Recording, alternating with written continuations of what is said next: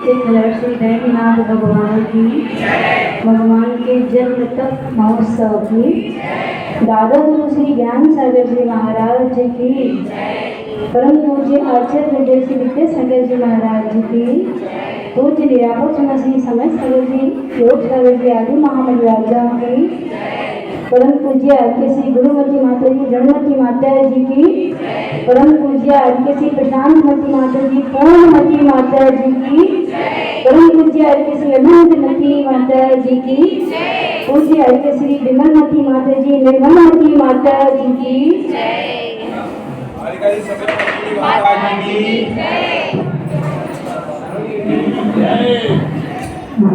ओ देवी के देवता कुंदनपुर के बाबा को प्रणाम, हम सबके भाग्य विधाता गुरुवर विद्यासागर को प्रणाम, इस युग के दीक्षा प्रदाता संत शिरोमणि आगामी भगवान,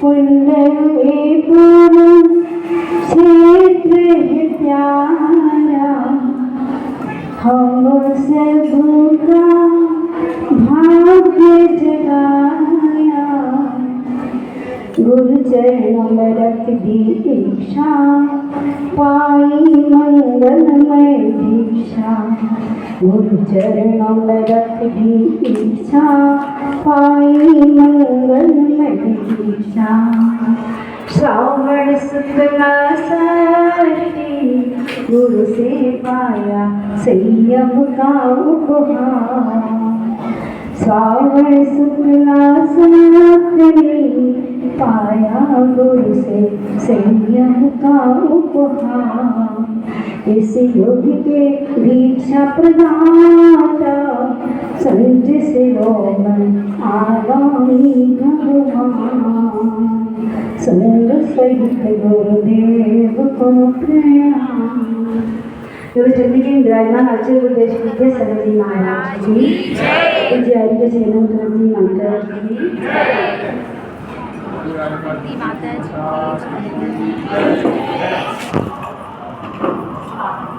कुछ पवित्रों के साथ मैं आगे, टाइम तो बहुत हो गया है। आश्चर्य हो रहा मुझे इस बात का कि अभी तक अकेली दीक्षा दिवस का कार्यक्रम हो जाता है। आज नाटी का भी रस्म है और माता जी ने शांति विधान भी किया है, बहुत बड़ी चीज़ है, राजगढ़ वालों का पुण्य ज़्यादा है। एक समय में 3 काम हो रहे हैं। अभी तक तो हमने देखा है कि पीछे बस न कोई नाटिका होती थी और न कोई ध्यान दोपहर में होते थे, लेकिन आपका पुण्य भैया जी आ गए तो सारे काम समय पे हो रहे हैं। पार उतारे भव सागर से अतः गुरुवर नैया है, डूबे नहीं जो तारे उनको गुरुवर सत्य की बैया है, गुरु से बढ़कर ना है कोई दौलत सारी दुनिया में, खुशियाँ जग की सभी समाई, केवल गुरु की बगिया में, रोम में श्वास श्वास में ध्यान तिहारा रहता है, ये की हर धड़कन में केवल नाम तुम्हारा रहता है। आज दूर रहकर भी गुरुवर ये विश्वास हमारा है, पहुँचेंगे हम सिद्ध शिला पर जो आशीष तुम्हारा है।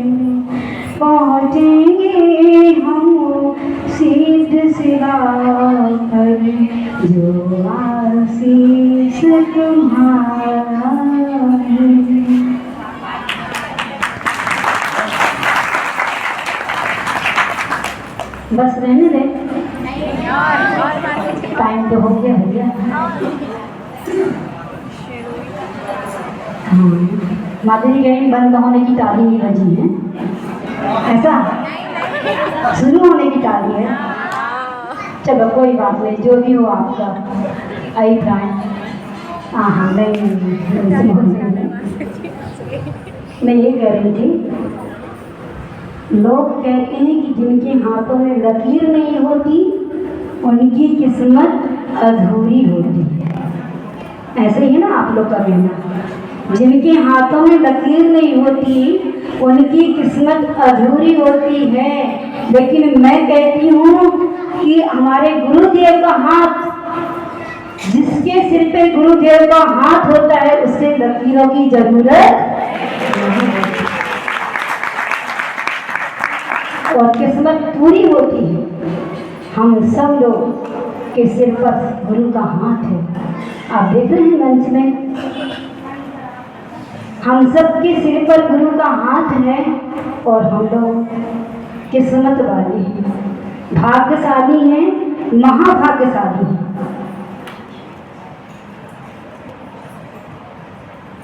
तो आज इस पावन दीक्षा महोत्सव में अपन लोग यहाँ सब मिलकर के बैठे हैं।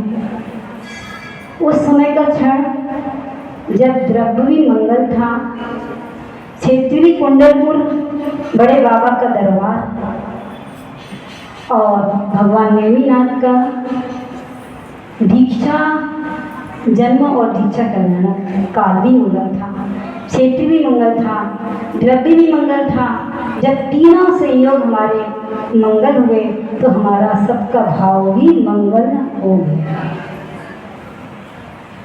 तो अष्टपाहुर में कुंद कुंज आचार्य कहते हैं कि ये अतिथि, हे अतिथि तू अतिथि तो बन गया, लेकिन उस तिथि को तो याद कर जिस तिथि में तूने दीक्षा ली थी। और तिथि ही नहीं, परिस्थिति को भी याद करो कि तुम किन भावों से आपने दीक्षा ली थी। वैराग्य भाव उमड़ा था और आगे बढ़े थे। क्योंकि बंधुओं, वास्तव में दीक्षा के समय के जो परिणाम उज्जवल निर्मल होते हैं, जो विशुद्धि होती है, वह अन्यत्र किसी समय में संभव नहीं है। इसीलिए साधक तो हमेशा अपनी दीक्षा तिथि को याद करता है। लेकिन जैसा कि आप सभी लोगों ने, आज गुरु उपकार दिवस है, हाँ गुरु कृपा दिवस है, इसीलिए उनके उपकारों का गुणगान अवश्य होना चाहिए। और माता जी की भावना थी, समय होने के बाद भी माता जी कह रहे हैं थोड़ा सा तो बोलो आप, इसीलिए मुझे बोलना पड़ रहा है। बाकी मेरा बोलना तो विधान करती हूँ, उसी में मेरी पूरी गुरु भक्ति हो जाती है, जरूरत नहीं रहती। लेकिन फिर भी माता जी कहती हैं आप तो हमेशा ऐसा कह कर के बचती हो, ये भगवान बच रहे थे हम। लेकिन आज अब क्योंकि इनके बाजू में ही, अभी तक तो मेरा नंबर 4 नंबर था, बड़ी बड़ी माता जी की संग में थी, पूज्या विमलवती माता जी 2 नंबर, 3 नंबर निर्मलवती माता जी, मेरा 4 नंबर रहता था। मैं माता जी को मना लेती थी कि माता जी मैं तो विधान करूँगी, पूजन करूँगी। लेकिन हुआ क्या, दोनों माता जी अभी गुरु आज्ञा से अलग प्रभाव न कर रही हैं, इसलिए उनके बाजू में मेरा ही नंबर है। तो मुझे उनकी पूर्ति तो कोई किसी की नहीं कर सकता, लेकिन फिर भी जबकि भावनावती जी भी पूरा बोल लेती है, उसके बाद भी मुझे बोलने के लिए कहा गया। कोई बात नहीं, मैं सबसे पहले, हाँ गुरु उपकारों में सबसे पहले दादा गुरु ज्ञान सागर महाराज जी को याद करती हूँ कि यदि दादा गुरु ज्ञान सागर महाराज जी नहीं होते तो हमें आगम के अनुकूल चलने वाले आचार्य विद्यासागर जी महाराज नहीं मिलते, और आचार्य विद्यासागर जी नहीं होते तो हमारी बड़ी बड़ी माता जी नहीं होती, और माता जी नहीं होती और हम सब कहाँ होते। क्योंकि मैं आपसे कह दूं कि आचार्य श्री जी ने जो आरिका दीक्षा के बारे में जो चिंतन किया, बहुत जो गहरा चिंतन किया है। और मुझे तो ये याद है कि आचार्य श्री जी तो 72 में आचार्य बन गए थे, लेकिन आचार्य महाराज ने 15 वर्ष तक कोई आर्य दीक्षा देना प्रारंभ नहीं किया था।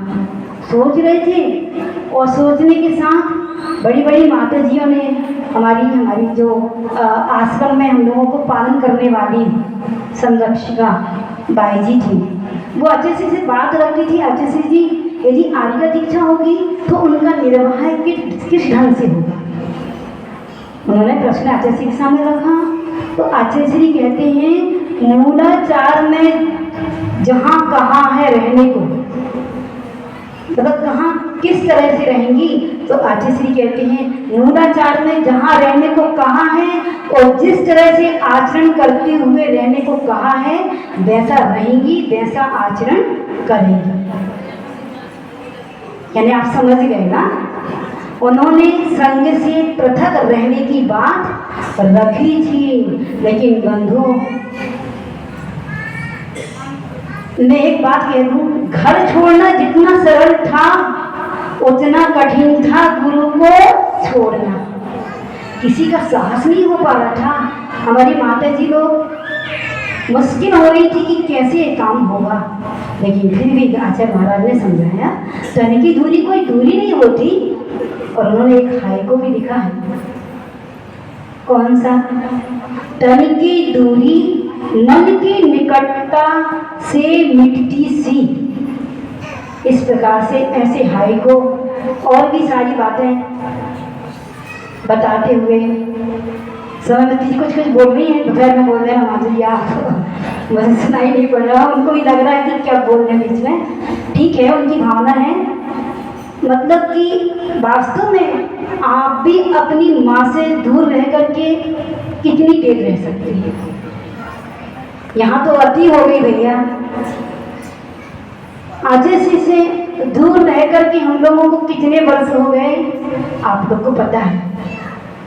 आचार्य श्री ने समझाया था ना, तन की दूरी दूरी नहीं होती। और वास्तव में मन से तो हम गुरु के बिल्कुल करीब हैं, लेकिन फिर भी मन अकेली काम नहीं करता। तन से भी गुरु हमें चाहिए रहते हैं, लेकिन कोई बात नहीं। आचार्य श्री की भावनाओं को पूरी करते हुए बड़ी बड़ी माता जी, पूज्य गुरुमती माता जी, पूज्य गणमती माता जी ने ब्राह्मी सुंदरी के पथ का अनुकरण करते हुए और उन्होंने यह मन पक्का बनाकर के स्वीकार किया। और प्रथम दीक्षा हो गई नैनागिरी में गुरुमती माता जी आदि 11 माता जी की। कब हुई थी? 87 में, 15 वर्ष बाद आचार्य श्री के आचार्य बनने के बाद। और उसके बाद हम लोग सब बहनों ने कुंडलपुर में गति पूज्य प्रशांतमती जी, पूज्य पूर्णमती माता जी, पूज्य अनंतमती माता जी आदि लेकर के 9 आर्यिकाओं की हम लोग की दीक्षा हुई। और आज के दिन पूज्य निर्यापक्षण वीर सागर जी आदि 25 दीक्षा भी हुई थी और कुछ क्षुल्लक दीक्षा भी हुई थी। आचार्य श्री को आज की तिथि बहुत अच्छी लगती है, अधिकांश भाव बनते उनको दीक्षा देने के। और बहुत पहले से सोचा था, हम लोगों से कहा था श्रावण महीना में बहुत अच्छा मुहूर्त है, लेकिन ये नहीं बताया था कब का मुहूर्त। और उन्होंने इस प्रकार सिलसिला शुरू हो गया। आचार्य भगवान स्वयं चिन्मय चित्रूप बने और अनेक चेतन कृतियों को वो गढ़ते गए, संख्या लगभग। और तीसरे नंबर में आप देख रहे हैं भावनामती माता जी, 3 नंबर का संयोग का, मतलब आर्य का साधनावती जी, विलक्षणावती जी, प्रभावना, भावना, धारणावती जी। इनका इस प्रकार से ऐसी संख्या बढ़ती गई और लगभग संख्या 172 या 200 की लगभग पहुंच गई आर्यिकाओं की संख्या। और देखिए, लेकिन इसमें जब हम लोग गौटेश्वर में विशाल समूह बैठा हुआ था आर्यिकाओं का, तब लोहाड़िया जी ने एक बात कही थी, मूलचंद लोहाड़िया जी, उन्होंने कहा था कि इन सब बहनों ने घर छोड़ करके दीक्षा ले लिया, ये इनका प्रसाद नहीं है, ये तो प्रसाद उन विभूति का है जिनको देख करके इन दिनों बहनों ने दीक्षा का भाव बनाया है। आचार्य श्री के लिए बहुत अच्छे शब्द बोले थे। और आपने और सुना है जगमोहन लाल पंडित जी उन्होंने भी जब वो त्यागी व्रतियों का विशाल समूह अचेसी का देखते थे, चाहे वो भाई हों, चाहे बहनें हों, चाहे आरिका हों, चाहे मुनिराजा हों, तो उन्होंने कहा था, क्या कहा था कि जब श्री कृष्ण ने बंसी बजाई थी तब सारी गोपियां एकत्रित हो गई थी, लेकिन यहाँ आचार्य भगवान ने राग की नहीं बैराग की बंसी बजाई, आचरण की बंसी बजाई, तो सारी गोपियों की तरह ये युवा भाई बहन एकत्रित हो गए। लेकिन वो ध्यान रखना, वो राग की बंसी थी, ये बैराग का द्विगुण था, वो सतयुग था। लेकिन एक कलयुग, आज कलयुग में सतयुग लाने का श्रेय आचार्य भगवान के व्यक्तित्व को जाता है। और वही भी सारी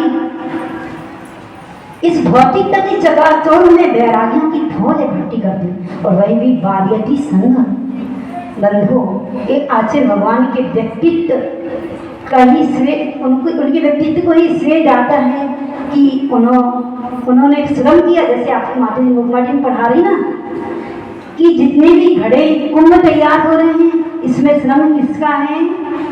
उस शिल्पी का अनंत श्रम। ऐसे ही आचार्य भगवान का अनंत श्रम है कि उन्होंने इतने कलशों को तैयार कर दिया मुनि और आहिकाओं को।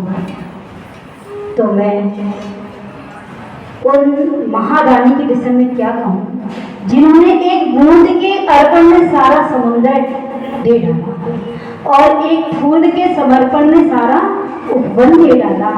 उन आचार्य भगवान को मैं यहीं से श्रद्धा के दीप पहुंचाते हुए आचार्य भगवान से ऐसी भावना करती हूँ कि आचार्य भगवान, आपके द्वारा जो आरोपित व्रत महाव्रत जो दिए गए हैं, मेरी कहीं कोई कमजोरी से उसमें कहीं कोई धब्बा न लग जाए।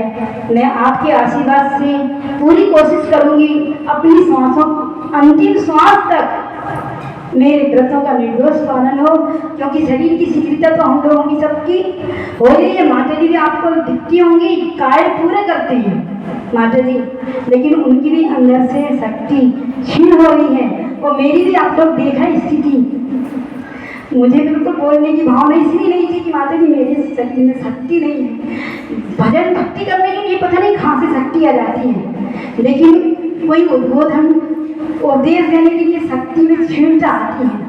लेकिन फिर भी आचार्य श्री जी के शब्दों को याद करती हुई आचार्य महाराज ने कहा था कि मैंने तुमको दीक्षा दे दिया, मैंने अपना कर्तव्य पूरा कर लिया, लेकिन अब तुम उस दीक्षा के पूजा के योग्य हो अथवा नहीं, ये तुम्हें टटोलना है। क्योंकि उन्होंने कहा था मैं दीक्षा दे सकता हूँ, गुणस्थान नहीं, गुणस्थान तो तुमको स्वयं को बनाना है।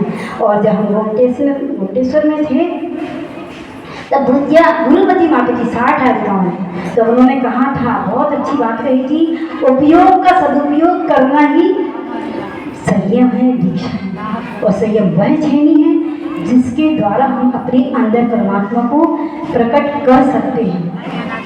आप लोग दोपहर में देखेंगे उपयोग का सदुपयोग नेमी कुमार ने किस तरह से किया।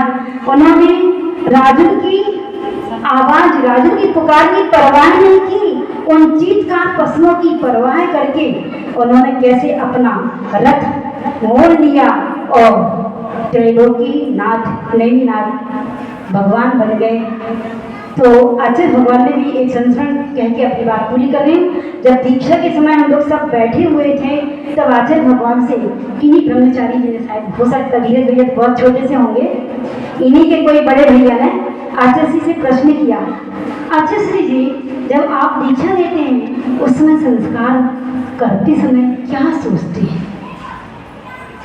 तो आचार्य श्री सोच ही नहीं पाए कि दूसरे भैया क्या बोलते हैं कि आचार्य श्री आप यही सोचते होंगे ना कि ये हमारे समान बन जाए, आप अपने समान बनने की भावना करते होंगे। तब आचार्य भगवान कहते हैं कि नहीं, मैं ये नहीं सोचता कि ये मेरे समान बन जाए, मैं तो ये सोचता हूँ कि ये मेरे से भी पहले भगवान बने। कितनी बड़ी सोच के बंधु, जैन दर्शन के अलावा, जैन गुरुओं के अलावा कहीं पर ये मार्ग नहीं है। अपना जैन दर्शन, जैन गुरु ही अपने शिष्य को अपने समान और भगवान के समान बनाने की भावना करते हैं। गुरु गोविंद दो खड़े ताकि लागू हाँ पाँव, बलिहारी गुरु आपकी गोविंद लियो, बताए नहीं बताने के साथ साथ गोविंद बनाने वाले ऐसे गुरुदेव की मैं यहीं से श्रद्धा और प्रणाम करते हुए उनसे आशीष चाहती हूँ। और आप माता जी को भी देख रहे हैं, उन अनेक कृतियों में सृजन करते हुए हमारी एक माता जी भी हैं जो कि शरीर से बहुत क्षीण नहीं कहना चाहिए, दुर्बल है, लेकिन संकल्प की उतनी ही दृढ़ है, जो सोचने वो काम पूरा करके रहती है, ये पक्का है। ऐसी माता जी के पास हमें रहने को, साधना करने को, अध्ययन स्वाध्याय सब करने को मिला है। तो जैसे कि मेरा जीवन तो एक लोहे की तरह है, आपने देखा ना, लोहा को यदि लकड़ी का सहारा मिल जाता है तो वह पानी में भी तैर जाता है। भैया पूर्ति कर दो, पहली बात सुन रहे क्या? जब लोहा को लकड़ी का सहारा मिल जाता है तो वह पानी में भी तैर जाता है। मुझे भी सामान्य लकड़ी नहीं, चंदन की लकड़ी का मुझे सौभाग्य मिला है, सहयोग मिला है, जो स्वयं सुरभित होती है और जो उनकी छाँव में आता है वह भी सुरभित हो जाता है। आप लोग एहसास कर रहे हैं, दो माह से मूक माटी ग्रंथ को जब उनके परिसर में आते हैं आप और उनके मुख से रसास्वादन करते हैं तो आप भी महसूस करते हैं कि आप कितने सुरभित हो रहे हैं। पर्यायगत कमजोरी के कारण इसमें, इस पर्याय में, इसी पर्याय में, संयम में, दीक्षा में भी मुझे जंग लगा हुआ है। कौन सा जंग? पहले ही बता दी मैंने, आर्य का पद को मैंने प्राप्त किया है भगवान महावीर के जिन शासन काल में, लेकिन वह भी जंग लगा हुआ है। ये जंग है स्त्री पर्याय का, वस्त्र धारण किया है, इसीलिए निमित्त मिलने पर भी यह आत्मा कुंदन नहीं बन पा रही। मैं अंतिम में यही भावना करती हूँ कि मेरी इस पर्याय में, दीक्षा पर्याय को पूरी करते हुए मेरा पुरुषार्थ ये हो कि मेरी स्त्री पर्याय का छेद हो और मैं उस पारसमणि आचार्य भगवान के शरण में पुनः आकर के मुनि दीक्षा लूं, ताकि मेरा जीवन सोने के समान कुंदन बन जाए। इन्हीं भावनाओं के साथ मैं अपने वक्तव्य को पूरी करती हूँ और अंतिम समय तक मुझे गुरु जी का, अंतिम सांस तक गुरु का सानिध्य मुझे मिलता रहे। जैसे आचार्य जी ने मुझे दीक्षा देकर सुरक्षित किया है, मैं तो चाहती हूँ कि उन्हीं के सानिध्य में, उनके रहते हुए मेरा जीवन सुरक्षित हो जाए, यानी अगला भाव भी मुझे सुरक्षित कर दे। मेरी ऐसी अंतिम भावना है। इसी भावना के साथ बोलो आचार्य गुरुदेव श्री विद्यासागर जी महामणि राज जी की, पूज्य श्री अनंतमती माता जी की।